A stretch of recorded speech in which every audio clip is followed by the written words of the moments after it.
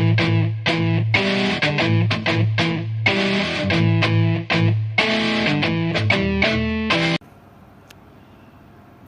students, in the last lecture we have discussed about the dimensions. So now we are continuing with the same topic.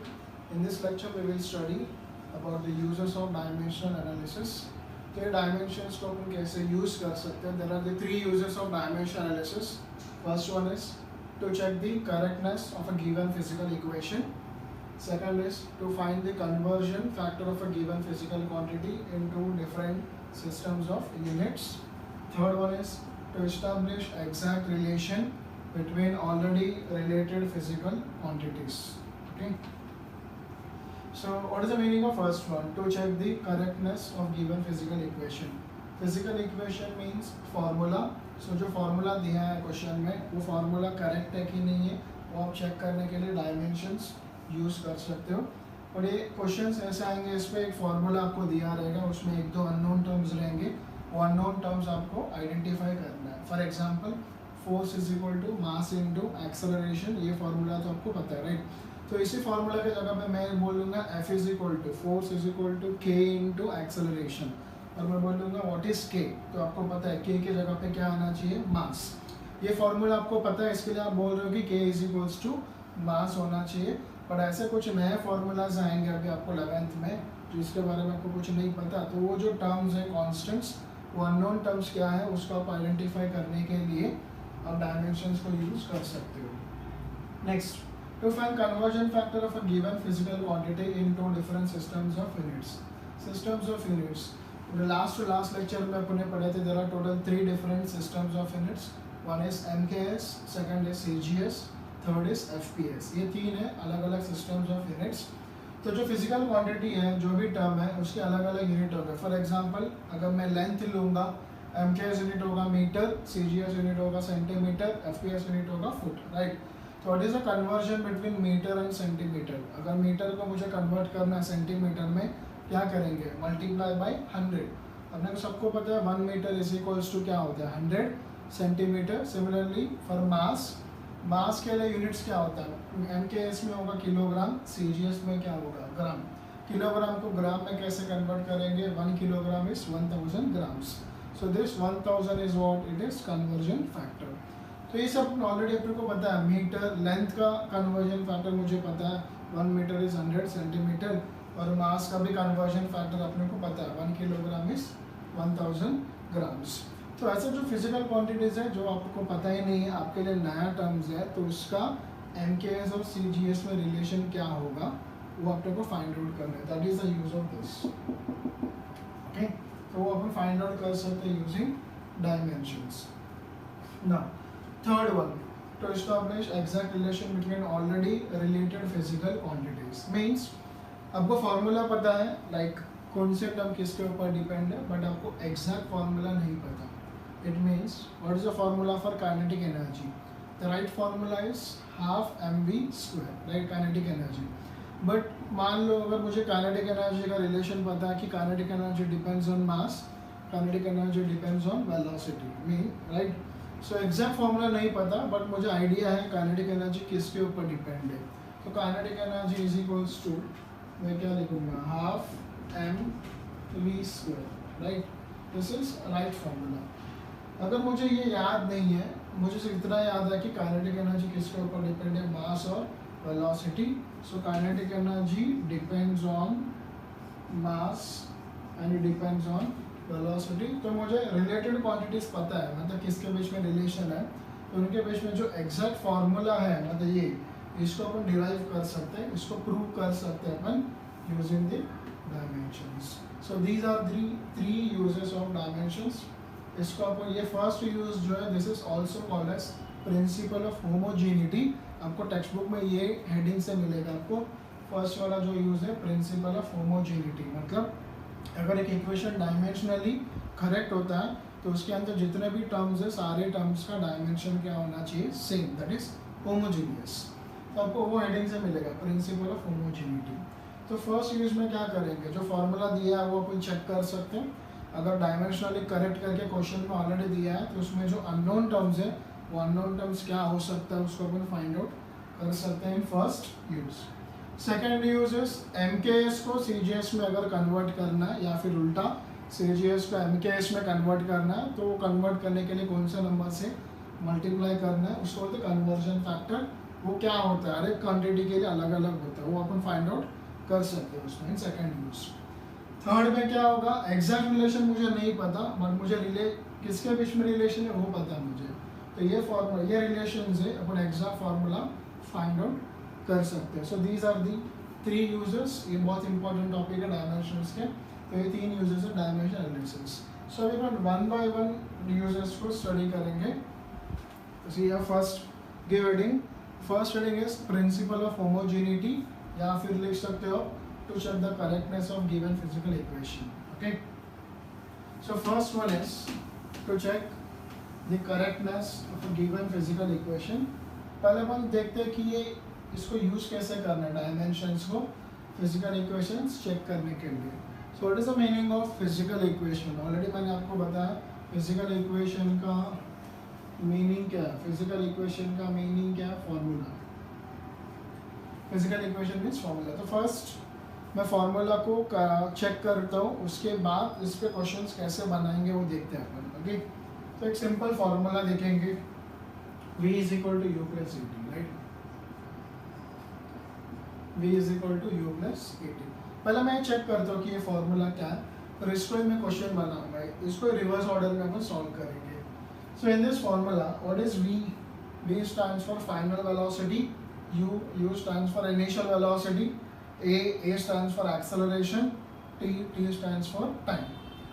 Velocity, initial velocity, final velocity, acceleration and time. Okay, so what is the formula for velocity? Displacement upon time. तो उसके formula से dimension लिखना। So मैं पहले LHS solve करूँगा left hand side में एक ही term है velocity का formula क्या है? Displacement upon time. तो इसका डायमेंशन क्या होगा? डायमेंशन होगा L1 m0 t minus 1। Okay, ये हो गया डायमेंशन ऑफ V। अभी राइट हैंड साइड में देखना कितने टर्म्स है, 2 टर्म्स है। मैं सिंबल्स की बात नहीं कर रहा हूँ, टर्म्स की बात कर रहा हूँ। ये प्लस साइन है तो ये एक टर्म हो गया और ये पूरा मिलके एक टर्म हो गया। There are 2 terms on RHS। तो राइट हैंड साइड में फर्स्ट टर्म कौन सा है? U। The meaning of U is initial velocity, मतलब वो भी velocity है, तो velocity का formula क्या है? Displacement upon time। So इसका भी dimension क्या होगा? Same distance मतलब length, mass कितना है? 0, time t raised to -1। देखना दोनों का dimensions same मिला। Next, what is the next term? A into t। So I will write here A into t. What is acceleration is velocity upon time। तो मैं acceleration को लिखूंगा velocity upon time into time। तो t और t cancel, बचेगा यहाँ पे velocity। what is velocity? displacement upon time। फिर से इसका dimensions लिखना, dimensions क्या होगा? L1 m0 t minus 1। these are the dimensions for the term A into t। So if you see here, there are 3 terms in the given equation, in the given physical equation. First term is V। V का dimension क्या लेगा? L1 m0 t minus 1, right? Second term is U। U का dimension क्या? L1 m0 t minus 1। Third term is A into t। तो A into t का dimension क्या मिला? L1 m0 t minus 1। तो सारे terms का dimension क्या मिला अपने को? Dimension क्या मिला? Same।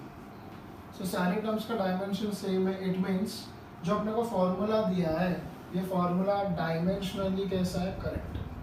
It is dimensionally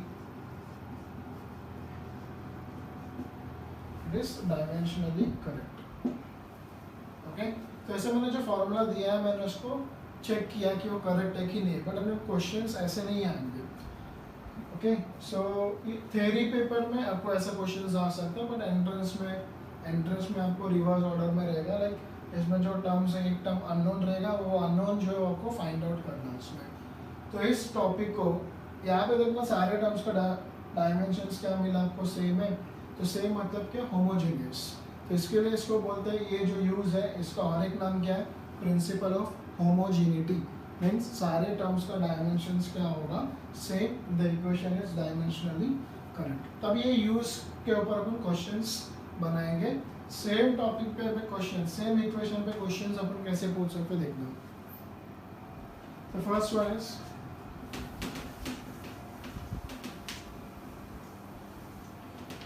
so for example question में आपको दिया है कि the given equation is dimensionally correct, find the value of k।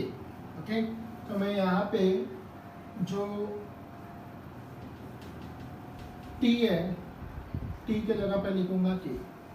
Okay, तो क्वेश्चन में आपको बोला कि आइडेंटिफाई k, आइडेंटिफाई k जो सिंबल यूज किया वहां पे कौन सा टर्म आना चाहिए, और आपको ऑप्शंस में दिया है mass, okay, length, speed and time. ये आपको ऑप्शंस में दिया, आइडेंटिफाई के, मास, लेंथ, स्पीड, टाइम। तो के जगह पे कौन सा टर्म आना चाहिए इसमें। तो ऐसे क्वेश्चंस आएंगे आपको, एक इक्वेशन दिया रहेगा, उस इक्वेशन में एक या दो अननोन्स रहेंगे, वो अननोन्स आपको आइडेंटिफाई करना है उसमें। तो same principle of homogeneity use करेंगे अपन। So what is the meaning of principle of homogeneity, the equation is dimensionally correct, then each and every term should have the same dimensions. तो question में already दिया कि the given equation is dimensionally correct, तो सारे terms का dimension क्या होना चाहिए, सेम। तो कोई भी दो टर्म को इक्वेट कर लो, मतलब dimensions of u, dimension of u निकालता हूँ मैं, u का डायमेंशंस क्या है, here is displacement upon time, displacement upon time is L1 m0 t minus 1, L1 m0 t minus 1। next ये जो टर्म है अननोन, उसका dimension a into k, a is acceleration, acceleration is velocity upon time into k, velocity क्या, displacement upon time, time into time होगा time square। तो इसका dimension क्या होगा, L1 m0 t minus 2 into k, okay, into k, L1 m0 t minus 2 into k, k का अपने को dimension find out करना है।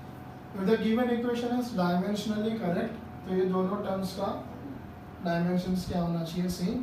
तो इसका डायमेंशन और इसका डायमेंशन को इक्वेट करेंगे। सो ये और ये L1 m0 t minus 1 should be equals to L1 m0 t minus 2 into k। तो यहाँ पे लिखना L1 और L1 कैंसिल, और m0 जगह -2 यहाँ पे डिवाइड होगा, तो t minus 1 नीचे, t minus 2 is the dimension of k, -2 पर आएगा +2, 2 minus 1 इज 1, तो k का डायमेंशन क्या मिला मुझे, L0 m0 t1। So dimensions of k is L0 m0 t1। तो ये डायमेंशंस कौन से फिजिकल क्वांटिटी का हो सकता है, जिसमें लेंथ का टर्म नहीं है, मास का टर्म नहीं है, सिर्फ टाइम है, मतलब ये किसका डायमेंशन होना चाहिए, time. So option is D. So it means के जगह पे कौन सा टर्म आना चाहिए, इट शुड बी टाइम। तो ऐसा प्रिंसिपल ऑफ होमोजेनिटी को यूज करके unknown terms in the given physical equation अपन फाइंड आउट कर सकते हैं। सो मैं कुछ आपको होमवर्क दूंगा, आप सेम यूज़ करो प्रिंसिपल ऑफ होमोजेनिटी, और पहले इक्वेशन चेक करना। सो आपको मैं दो इक्वेशंस दूंगा, आप ट्राई करो चेक करने के लिए using dimensions. Homework, so that is first one, v square is equal to u square plus 2as, second is s is equal to ut plus half a t square. Basic kinematical equation जो अपन बहुत बार use करने वाले 11th chapter में। ये दो equations को पहले आप चेक करो डायमेंशनली ये करेक्ट है कि नहीं, उसके बाद मैं आपको नेक्स्ट वीडियो में बताता हूँ ये इक्वेशंस को अपन कैसे यूज करेंगे या फिर इसके ऊपर कैसे क्वेश्चंस पूछा जा सकता है एग्जाम में। ओके।